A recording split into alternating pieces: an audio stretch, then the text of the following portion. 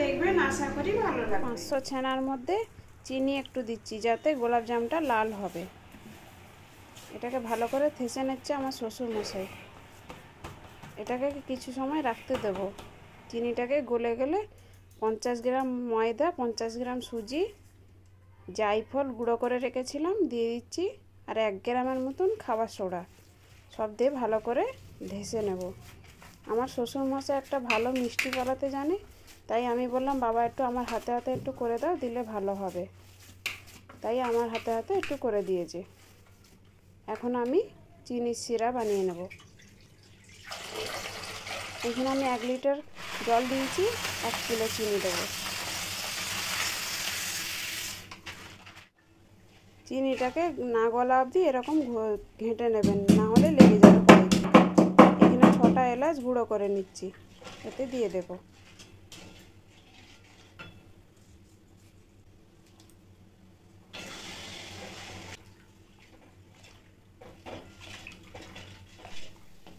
দেখুন সিরাটা ফুটে গেছে, একটু সর্ষের তেলের মতন হয়ে গেছে, চিটচিট ভাব হয়ে গেছে। এবার ঢেলে নেব। আমাদের সিরা হয়ে গেছে।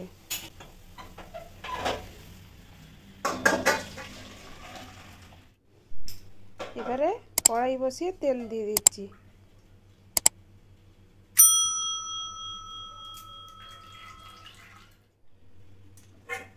এখন থালাতে তেল মাখিয়ে গোছ কেটে নেবে বাবা, গোছ কেটে নিয়ে এতে রাখবার জন্য।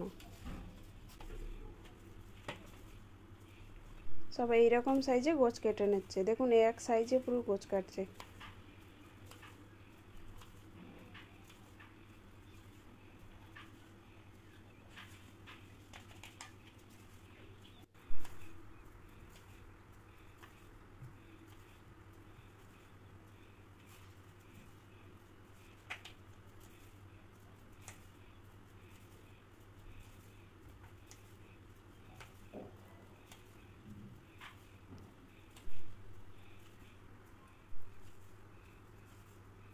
দেখুন এইরকমভাবে সব গোছ কেটে নিয়েছি।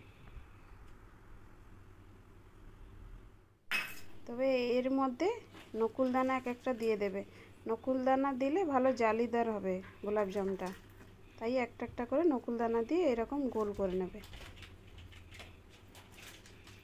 নকুলদানা দিলে এই ভেতরে পুরো নরম হয়ে খুব সুন্দর ফুলে উঠবে।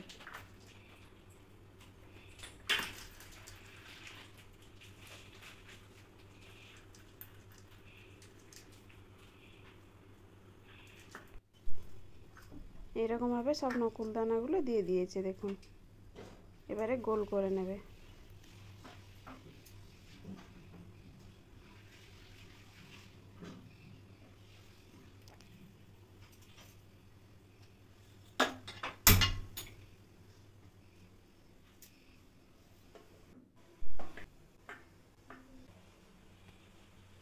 তেল গরম হয়েছে নাকি দেখবার জন্য একটা ছেড়ে দেখলাম, তেল অতটা গরম হয়নি। এবারে তেল গরম হয়ে গেছিলো, সবগুলো ছেড়ে দিয়েছে। এখন নাড়বেন না, এই যখন ফুলে উঠবে গোলাপ জামেরগুলো তখন দেখুন কত সুন্দর ফুলে গেছে। এবার আস্তে আস্তে করে এপাশ ওপাশ করে ঘাঁটবো, দিলে চারদিকে লাল হবে, না হলে এক পাশে লাল হবে এক পাশে লাল হবে না। এরকম আস্তে আস্তে করে ঘাঁটবেন। দেখুন হালকা করে লাল হতে শুরু করেছে। এরকমভাবে আমি একভাবে ঘাঁটবো মিডিয়াম ফ্লেমে।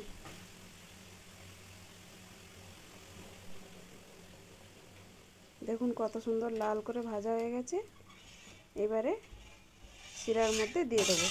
একটা কথা মনে রাখবেন, শিরাটা যাতে উষুম গরম থাকে, বেশি গরম থাকলে গোলাপ জামগুলো চেপা হয়ে যাবে। এইগুলো দিয়েই মানে নাড়তে হবে। এক হাত দিয়ে দিচ্ছি আর এক হাত দিয়ে আমি ঘাঁটছি। দেখুন ঘাঁটলে আর কিছু হবে না, না হলে চেপা হয়ে যাবে। এরকমভাবে আবার করে ভেজে নেব।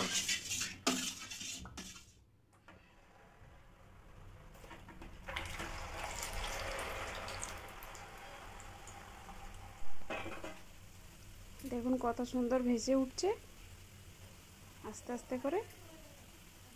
এরকম ভেসে উঠলে আপনারা ঘাঁটবেন। এবারে দেখুন আমি ঘাঁটছি আস্তে আস্তে করে।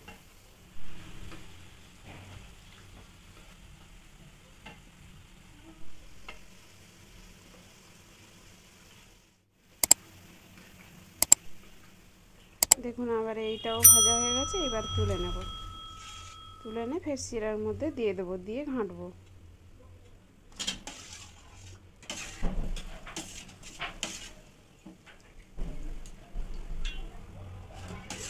এরকম গোলাপজাম আপনারা বাড়িতে একবার বানিয়ে দেখবেন, খুব সুন্দর নরম হয় খেতে।